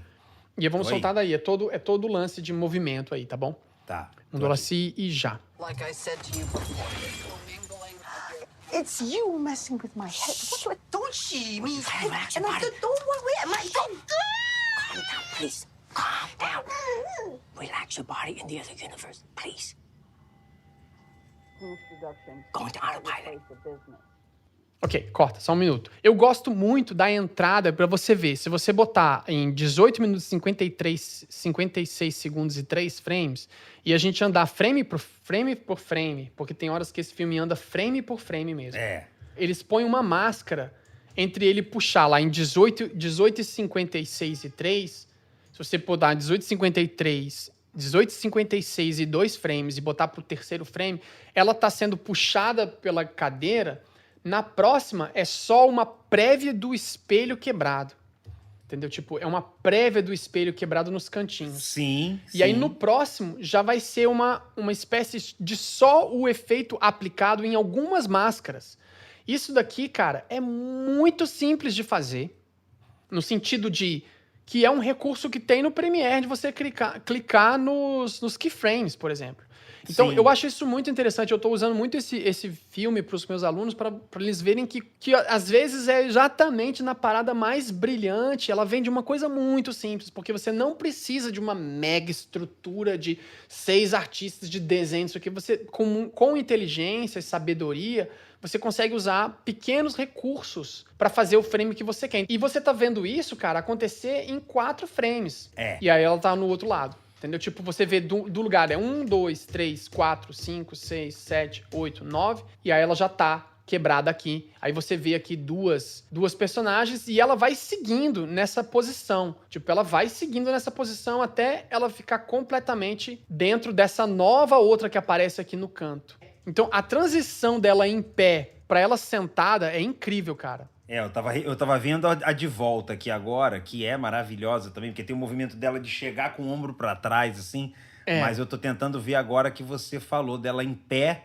Se você soltar entre os 18 e 56 e 22, 18 minutos e 56, e soltar até o 18 e 57. É 1 segundo de transição entre ela estar sentada e virar em pé, mas a composição da cabeça dela continua no mesmo lugar, sabe? Não, é perfeito. Não, e esse é um tipo de coisa que a gente, como você falou, né? A gente já viu muito com o próprio... Vamos falar aqui como se falava antigamente, o chicote de câmera. Quando você puxa a câmera de um lado pro outro, né? Se você faz uma cena puxando da esquerda pro meio e você faz uma próxima cena puxando do meio pra direita, ou seja, continuando o movimento, né? Se a gente pensar 180 graus, do 0 até 90, do 90 até o 180. E você coloca uma fusão leve entre uma câmera e outra ali, você já não vai perceber esse movimento. É uma coisa muito usada, às vezes, para trocar uma coisa, né? Fazer uma transição mais orgânica de uma cena para outra. Mas aqui, essa sacada do espelho e essa remontagem que ele faz ali, de colocar, é lindo, cara. Porque assim, não, e é louco, né? Porque é um negócio que dura meio segundo. Né?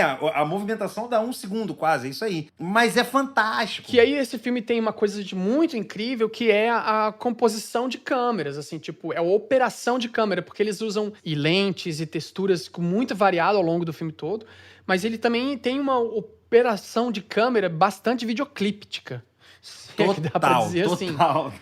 E aí eu tenho uma Entendo cena total que o eu você quer quero dizer. chamar a atenção de como a composição e a movimentação de câmera, que é bem difícil de ser reproduzida, porque eu, pelo menos, tenho feito isso com os meus alunos. A gente assiste o filme, gosta, explica o que acontece e tal, e aí a gente pega os equipamentos e tenta fazer igual, tá? Agora tenta fazer exatamente igual pra ver o tanto. E aí que eles se impressionam, tipo, às vezes caracas, é muito difícil reproduzir do mesmo jeito, é muito difícil. Quanto mais simples parece, mais complicado é fazer, né? E às vezes a pessoa que assiste vê pronto, e aí fica, isso aí é fácil, é só movimentar a câmera. Né? Aí então tá, assiste, anota e pega a câmera, tá aqui os atores, faz igual, já que é fácil, faz igual. E quase nunca eles conseguem, então é muito divertido. Então, vamos lá pra 1 hora e 2 minutos e 16 segundos, 14 frames, aí sim, é 1 hora mesmo. 1 hora Aqui e tá 2, que é isso, que é tipo um border collie, um cachorro assim com a cabeça pra trás, isso, exatamente. comendo o pé da ave ali, né? É, O exatamente. primeiro frame é esse aí. Vou soltar daqui então. Tá bom. $1 e já. O cachorro tá parado, é um movimento muito leve, ó. Aí vai cortar pra bem uma leve. janela com um barulho bem vintage de 70, né? 1970. Aí corta pra uma coisa vindo, aí, ó, vem aproximando o cara pra perto e corta pro outro cara. Pausa.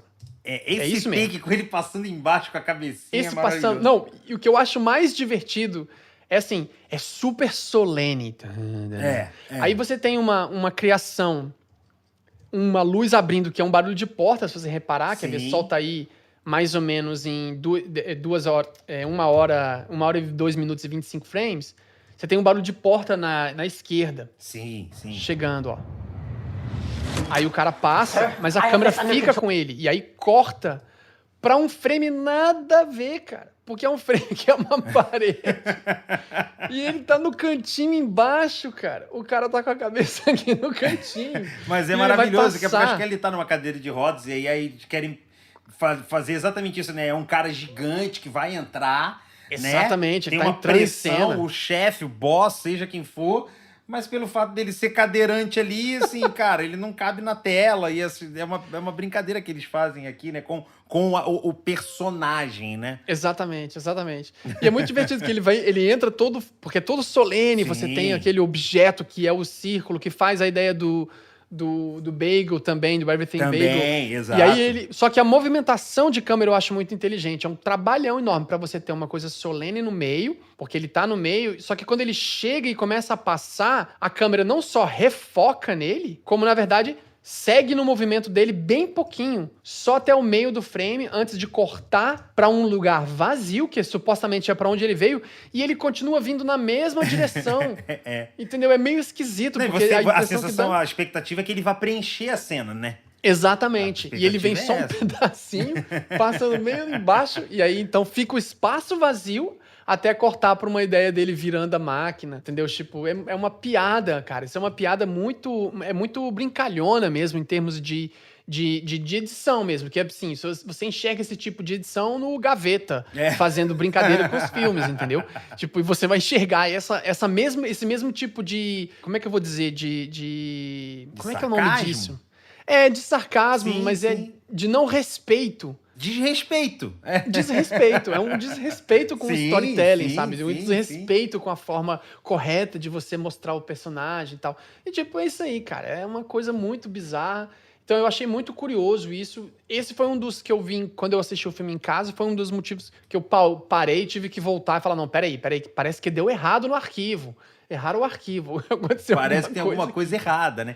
Mas eu acho que assim como a gente tava falando do áudio, acho que é isso, né? A comédia tá muito nesses lugares também no filme. E eu acho curioso o lance da fotografia, quando ele entra, né? Tipo, ali nos 2:29, 28, quando ele entra no frame mesmo, e aí a Sim, câmera sim. tem que fazer um refoco, aí você vê que já é uma lente mais antiga, porque ela deforma. Isso. Pra poder focar nela, ela dá uma mega deformada, né? Tipo, não é uma coisa mais modernosa, é uma coisa bem mais velha mesmo.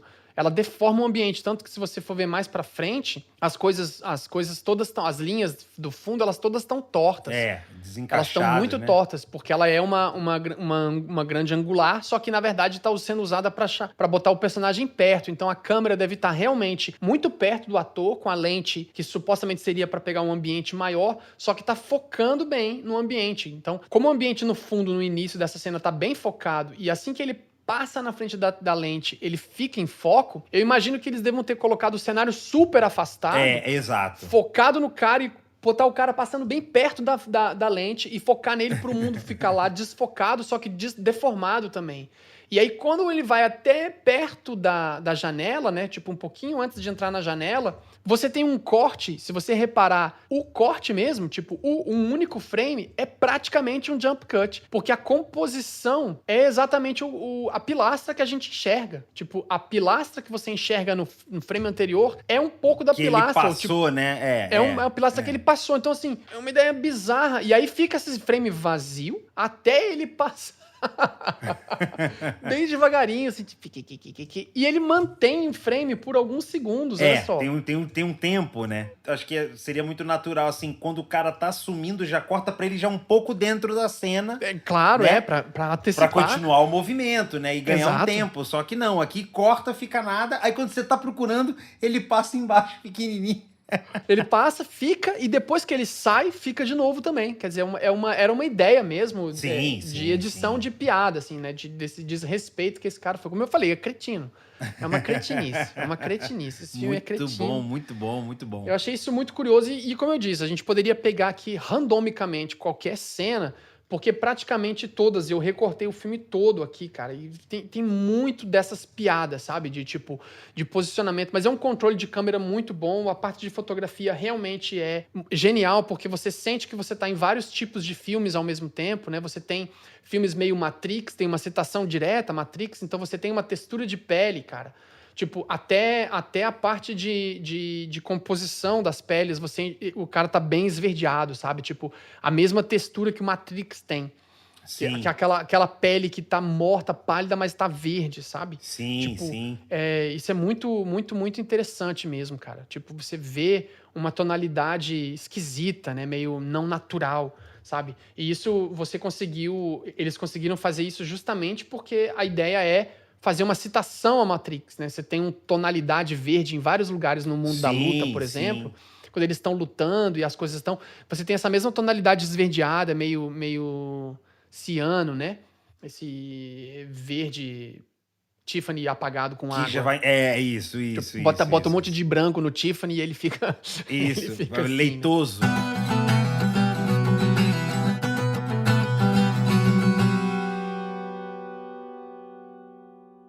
Cara, eu acho que no fim, o filme, muita gente não entende, porque eu não gostei, não é filme pra isso, mas assim, é que nem quando foi Avatar, né, cara? O quão importante para o cinema aquele filme foi, as técnicas, né, a forma que foi feita, como foi pensado, quanto gastou de dinheiro, muito ou pouco. Então acho que tem muito disso nesse filme, né?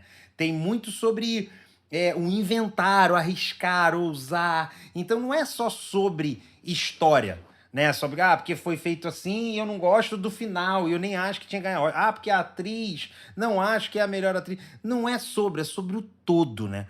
É sobre tudo ao mesmo tempo agora, para não perder a piada novamente, mas é sobre todo esse arriscar, esse ousar, essas experimentações, porque esse filme, cara, ele é uma grande experimentação, uma grande ousadia, assim, então acho que é merecido pra cacete, assim, e é tudo com muito bom gosto, é tudo independente. Eu não sou um cara tão fã dessa coisa de multiverso e não sei o quê, até luta mesmo. Mas, assim, ele é o combo de quase tudo que eu não curto assistir no dia a dia, né? Não é um filme que eu vou atrás. Mas eu vejo, por conta do segundo corte, e por gostar de cinema, por amar cinema e edição, eu acabo vendo de tudo.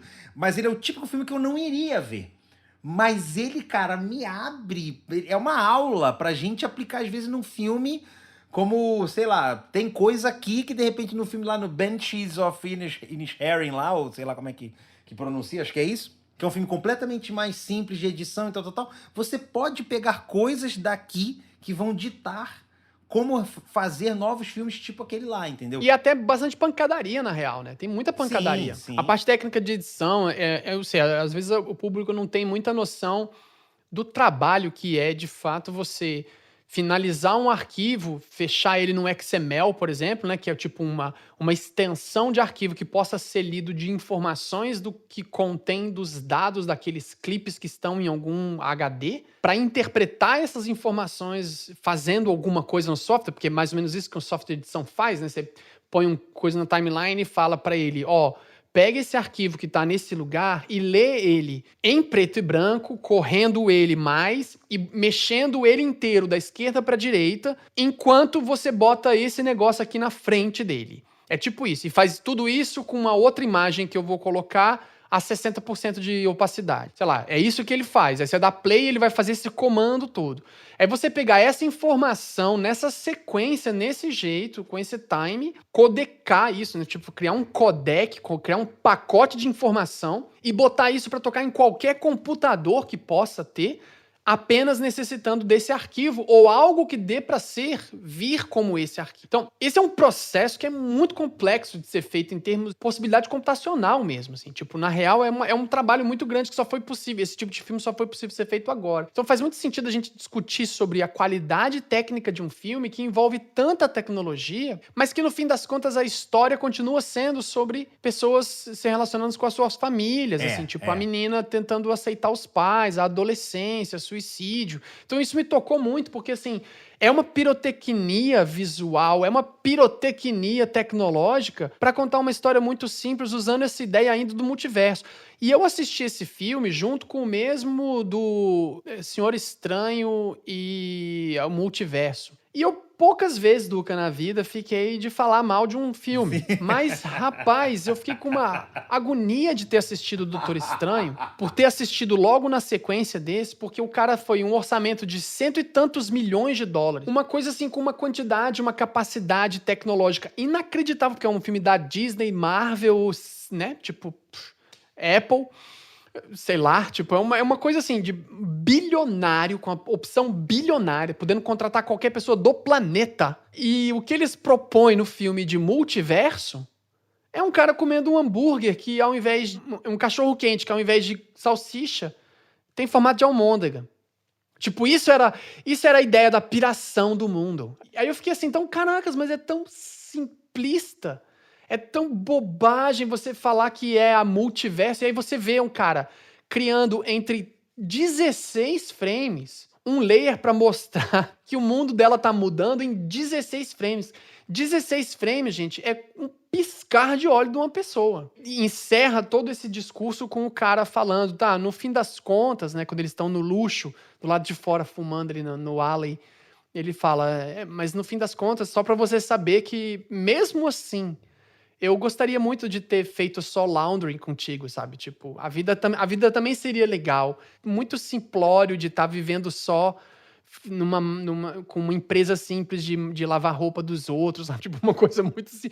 Eu ia achar ok estar vivo nesse lugar, sabe? Estaria tudo Nossa, bem. Aquilo também eu fiquei assim, meu Não, Deus. o final é devastado. inacreditável. O final é devastado. inacreditável. Muito bom, muito bom. Vamos pra dica? Fechamos o filme? Vamos embora pra né? dica. Fechamos. Fechamos. 2 horas de podcast. Vamos pra dica, então.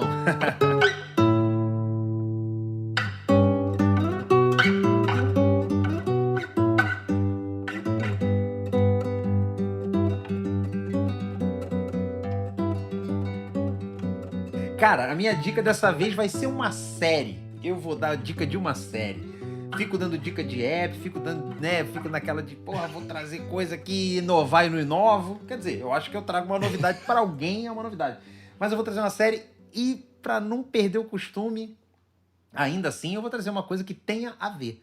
Mas eu quero indicar uma série, cara, que tem tudo a ver porque é da A24 também.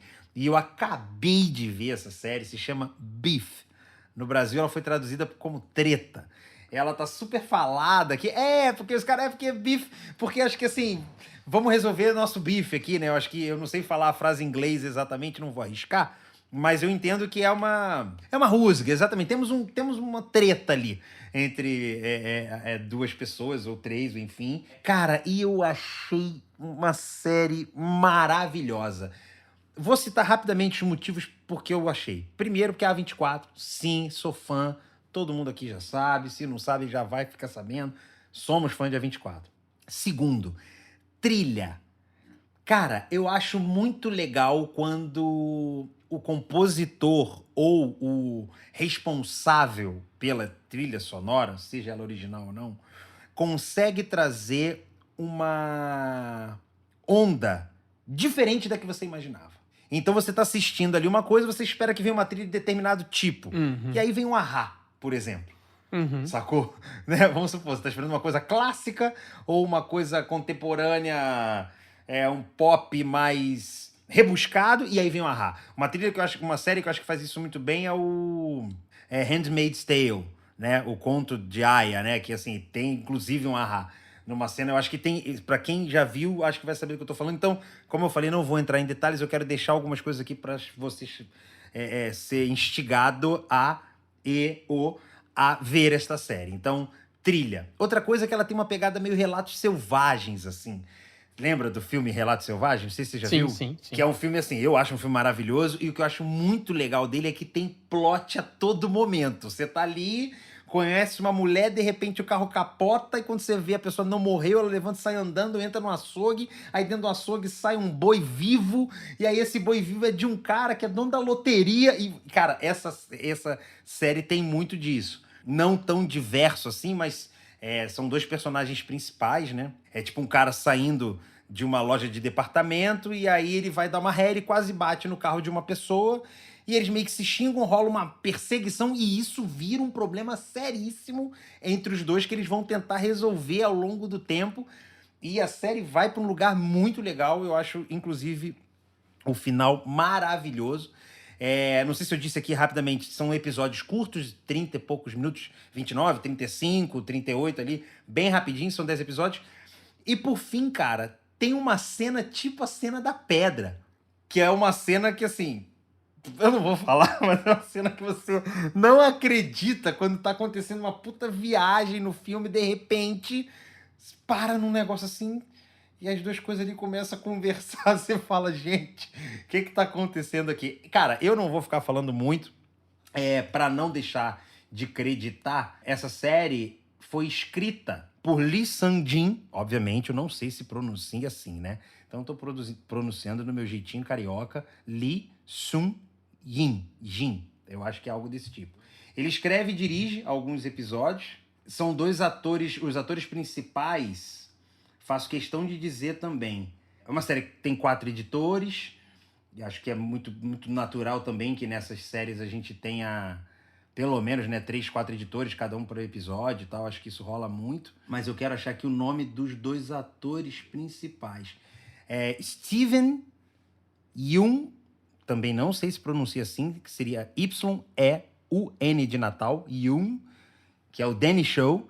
E a Ali Wong, que é a Amy Lau, que, porra, também é maravilhosa. Esses não são os dois principais, embora tenha muito mais gente com muito crédito e muito protagonismo na série também. Mas, assim, cara, eu não vou ficar falando muito, porque, assim, tudo que eu tentei explicar quando eu fui falar para alguns amigos, ó, veja por isso, eu me dei mal, e as pessoas que viram, eu vou ver. Elas viram e curtiram pra caramba. Então ela tem uma pitada de comédia, assim. Ela é uma série A24 no talo. E eu tô dando essa dica aqui também como protesto, pra quem já é ouvinte do Segundo Corte, que Heineken não viu Succession, não teve um troço com o 3º episódio da 4ª temporada do Succession. Então quem tá me ouvindo sabe do que eu tô... Ainda, mas Heineken, por favor. Assim, eu entendo que você não veja séries ao longo do tempo, mas tem umas, meu querido. E você tem que parar e ver. Então, assim... Tô aqui em forma de protesto, trazendo aí para quem for ouvinte aí, falar, não, eu gosto de série, quero saber também. Falem de séries e tal. Me ajudem a gente trazer séries para o Segundo Corte. Então é isso, já me alonguei. A dica é Beef, tá na Netflix, no Brasil chamada de Treta. Assistam, por favor. Essa é a minha dica. E você? Bom, a minha dica são, na verdade, 3. Eu tinha separado 3 dicas que... tenho lido, visto, e com esse lance do Twitter, enfim, cair um pouco, o Instagram também, eu tô meio tentando experienciar a internet como ela era antes das redes sociais, ou seja, usando a internet para ler as coisas. Então eu tô tentando descobrir novos blogs, novos sites, novas coisas, e não ficar usando só a internet como... Porque muitas vezes eu penso, eu vou usar a internet, aí eu vou na internet, mas na verdade eu vou no Twitter e no Instagram. Só rede E social. é só. E aí, às vezes, a internet parece que é só aquilo ali, né? Sim. E, na verdade, tem realmente muita produção de conteúdo por aí. Então, eu queria dar 3 dicas. Contraditoriamente, uma delas é uma conta de Instagram.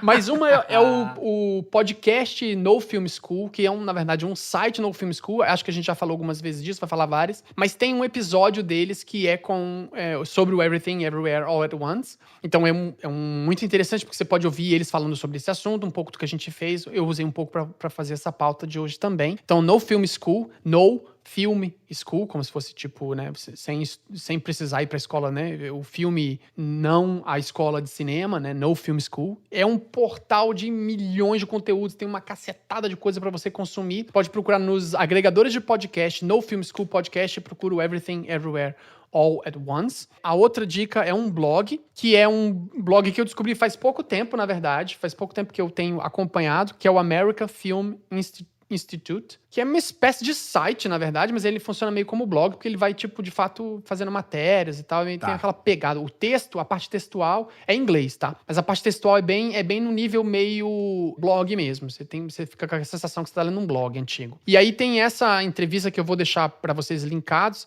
que é sobre o Everything Everywhere All at Once, com o Zoe Mal e a Ashish de Mello. Sim, você comentou de Mello, mais que cedo, são os... sim. Que são... Ela é a Zoe Mal, é a assistente de edição que fez a parte em chinês deles. E o outro, o Ashish de Mello, acho que é Ashish de Mello, que é um garoto, cara. É um garoto. Pelo amor de Deus, é um garoto. Novinho mesmo. E eles estão aí, enfim, você vai ver fotos deles nessa entrevista, e eles estão conversando um pouco de como é que foi esse behind the scenes, assim, tipo, essas edições e o trabalho e tal, pra fazer um filme. E é muito curioso, porque você vai ter um contato, se você ler e enfim, pesquisar um pouco sobre ele, você vai ver que você tá tendo um contato com uma galera que tá trabalhando, cara, tal qual meus alunos estão fazendo aqui, cara. Sim, tipo, uma galera que tá fazendo como o Duca trabalha aí com a galera de publicidade. Tipo assim, é uma galera fazendo a coisa bem caseira mesmo. E eles estão ganhando o Oscar. Eles estão fazendo um filme de uma maneira inacreditável. Então, eu curti muito, eu vou deixar o blog pra vocês. E a última dica, pra fechar o pacote de 3, que poderia ter dividido em 3 episódios e ter matado logo isso, mas não, resolvi trazer tudo agora, que é uma conta, tem nada a ver com isso, que é uma conta de Instagram chamado Turcas Kitchen, que é uma mulher que acho que mora na Virgínia, aqui nos Estados Unidos, ali nos Estados Unidos, aqui do lado, chamada Betül Tunç. Acho que ela deve ter uma origem árabe ou turca, ou enfim. Mas a conta dela no Instagram é uma beleza de fotografia, Duca. Você vai pirar. É turquoise, né? Turquoise. É que eu não sei como é que pronuncia isso. Eu também não sei, mas vai estar na descrição aí do tudo. Ah, nossa, de comida, mas quanta beleza, meu Deus! Mas o trabalho dela de recriar receitas antigas, de fotografia, de fazer as coisas como se elas fossem, como se a gente não tivesse equipamentos eletrônicos, sabe? Então, tipo, bater manteiga, ela bate na mão, rolar coisa, ela rola na mão. Tudo é muito antigo, tudo é muito vintage. E a qualidade das comidas que ela faz é de chorar, cara. Eu passo horas vendo. Qualquer coisa. E, assim, o conteúdo dela é muito interessante, porque não tem fala, é o mesmo ângulo que a câmera tá parada, a fotografia é inacreditável de boa. Tô babando aqui. Não, os doces, salgado, qualquer coisa dela, que é lindo. É tudo muito bonito. Ela faz trabalho de colorização, com certeza, porque as coisas são muito bem de pós. E é simples. É um take só, a câmera fica parada ali, ela vai só entrando e saindo na mesma posição, constante. Então é um trabalho muito bonito. Eu fiquei muito encantado com o resultado. Então acompanha bastante tempo. Tem horas que eu fico horas vendo isso. Eu gosto muito de cozinhar, gosto muito de tentar imitá-la, né? Então eu vejo ela fazendo umas coisas, aí eu tento fazer em casa mais ou menos, mas não tenho tanta habilidade. Mas é bem divertido, assim. Até porque ela também usa uns produtos que eu não vou achar não tão tem, fácil. né? Isso é o mais difícil. Faça em casa, não acha. A cebola que ela tem. Mas não é tem. muito bonito e eu super recomendo pra desopilar, como diz o pessoal. Lindo. Seguindo. Então tá. Então é isso. Nós vamos encerrando. Esse episódio deve ter ficado... Eu falo sempre que o episódio fica grande, mas no fim das contas ele não fica tanto. Mas esse com certeza ficou, porque a gente passou 1 hora falando antes de começar a falar do filme. Queríamos pedir de vocês que façam 2 coisas. Uma pra mim, eu quero pedir novamente, que vocês entrem em contato pra saber como é que tá o áudio pra vocês, como é que tá a gravação, tá funcionando, tá boa, a edição funciona, vocês sentem. E se puder me dar um feedback de como vocês escutam isso. Vocês escutam isso em um fone de ouvido, com 2 fones de ouvido? Qual fone de ouvido que vocês escutam? Com a caixa de som? Me dá um feedback técnico mesmo, vocês que são aqui do Cinemação, principalmente, me dá um feedback técnico para eu ir pensando na parte de finalização desse material para vocês, porque o nosso interesse é que vocês curtam o momento em que a gente está conversando. Então, eu também Sim. queria saber um pouco de onde isso está tocando, como é que o nosso público está tocando isso. Então, eu, como editor disso, gostaria de ter essa informação, se for possível. E pedir também que vocês entrem em contato com a gente nas redes sociais, né? @segundocorte nas redes sociais, ou procura o Duca Mendes ou o Heineken nas redes sociais e dá Sintam-se à vontade para comentar também, exatamente essa um ideia. comentário, algo que você gostou, algo que ficou ofensivo, algo que ficou errado, algo que ficou ótimo, algo que funcionou. A gente tem recebido alguns feedbacks bem carinhosos, então as pessoas que principalmente mandam pro Rafa ou mandam no Cinemação e ele sempre repassa pra gente e dá um calor no coração, assim, você fica, que legal, tá funcionando e tal. O pessoal associa muito a aula, né? Sempre fala, nossa, foi uma aula, uma aula. Como assim, gente? Não, a gente tá batendo um papo, não tem nada de aula aqui não. Manda aí, a gente quer saber o que vocês pensam, porque como eu sempre falo, a gente faz isso aqui porque a gente gosta. A gente faz porque a gente gosta. Mas a gente quer que você queira que a gente queira fazer mais, então a gente quer isso. Então, por favor, entre em contato, tá bom? Um abraço. Muito bom. Valeu.